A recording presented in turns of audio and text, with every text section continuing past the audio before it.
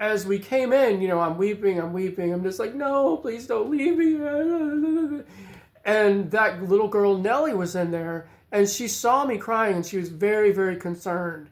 And she said, "It's okay, Petey. It's okay. You'll be all right. I'm here. I'm here. We're friends here."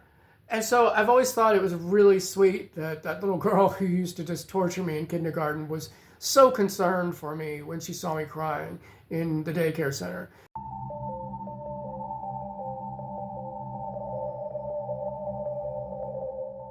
So one of the questions I often get asked is, what was it like growing up autistic? And I wasn't diagnosed till I was an adult, but so I just thought that I would talk about some of the traits that I noticed. So the first thing that I remember from when I was a child that I really struggled with was when my routine was altered. My mother used to have to warn me, in fact, whenever we would do something different. If it was something different that we didn't normally do every day, she had to start preparing me a week in advance and tell me, okay, we're going to be doing this on Thursday, we're going to be doing this. Now remember, we're going to be doing this. And then the day before, telling me well in advance that this was going to happen. One of the definite things that I truly struggled with was going to school for the first time or to a new daycare. I remember specifically going to kindergarten for the first time. I was just crying. I was crying my eyes out. I was probably, I don't want to be left here, Daddy. I don't want to be left here, Mommy.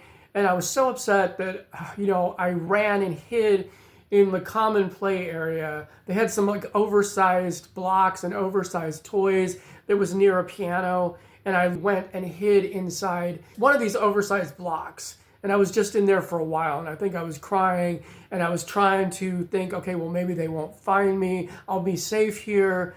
It kind of sounds ridiculous, but that's exactly what I did. And the teacher, to her credit, didn't immediately come over and force me to come out and, join the other kids. She waited for a long time before she came and asked me, are you okay? And she led me out after I'd calmed down, and she brought me to the other children. And, that was really nice. There was a little girl, I have to mention her. I'm going to call her Nellie. That was not her name, but she reminded me of Nellie Olson. And she traumatized me in kindergarten because she would pick on me and everybody else about what colors we were wearing. If you were wearing blue, she'd chant, "Blue, blue, got the flu, no one wants to play with you." If it was red, it was red, red, pee in the bed, wipe it up with gingerbread. There was another one for green, which was green, green, kiss a queen, wash your face with gasoline. So I was always kind of terrified that I was going to be wearing a color that because she'd literally point and just be like, "Blue, blue, got the flu." She'd totally point at me. I'd feel really embarrassed and singled out, like, oh, how disgusting, you were wearing blue.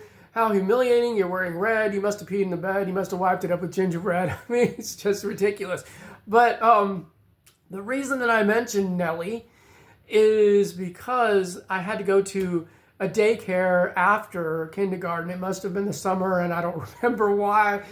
But again, my dad was carrying me in there, and I was just like screaming and yelling and crying because, again, I was going to a place that was unfamiliar and uncomfortable, and I was horrified. And as we came in, I'm weeping. I'm just like, no, please don't leave me.